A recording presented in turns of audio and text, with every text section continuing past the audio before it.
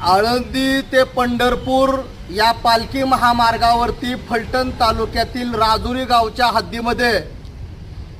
महामार्गावरती toll नाका आहे आणि या टोल नाक्यावरती भाविक भक्तांच्या गाड्यांचा वारकऱ्यांच्या गाड्यांचा टोल वसूल केला जात आहे। शिवाय स्थानिक फलटण तालुका आणि माळशिरस तालुक्यातील जे गाडीवाले आहेत चारचाकीवाले त्यांचाही टोल वसूल केला जात आहे आणि या विरोधामध्ये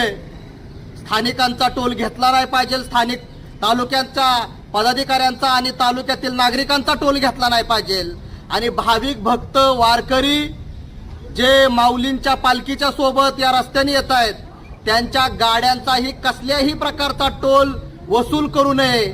यासाठी आम्ही आंदोलन करणार आहोत असा इशारा आम्ही जिल्हाधिकारी सातारा यांना दिलेला आहे आणि जर तात्काळ याची अंमलबजावणी झाली नाही तर मात्र प्रशासनाला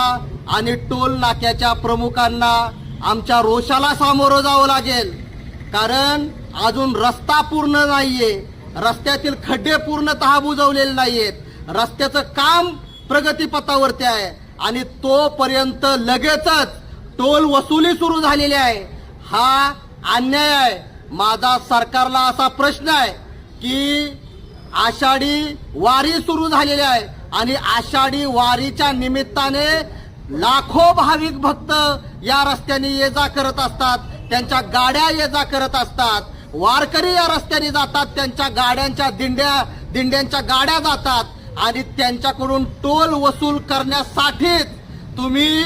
टोल सुरू करण्याचा जो निर्णय आहे तो चालू केलाय काय असा प्रश्न माझा सरकारला आहे। म्हणून आषाढी वारीच्या या निमित्ताने सगळ्या दिंड्यांना, सगळ्या वारकऱ्यांना, त्यांच्या सगळ्या गाड्यांना आणि स्थानिक फलटण आणि माळशिरस तालुक्यातील गाड्यांना टोलमध्ये सवलत मिळालीच पाहिजे। मोफत त्या ठिकाणी गाड्यांना वाहनांना सोडलं पाहिजे, अन्यथा टोलवरती आणि यांच्या विरोधामध्ये आम्ही आंदोलन करणार आहोत।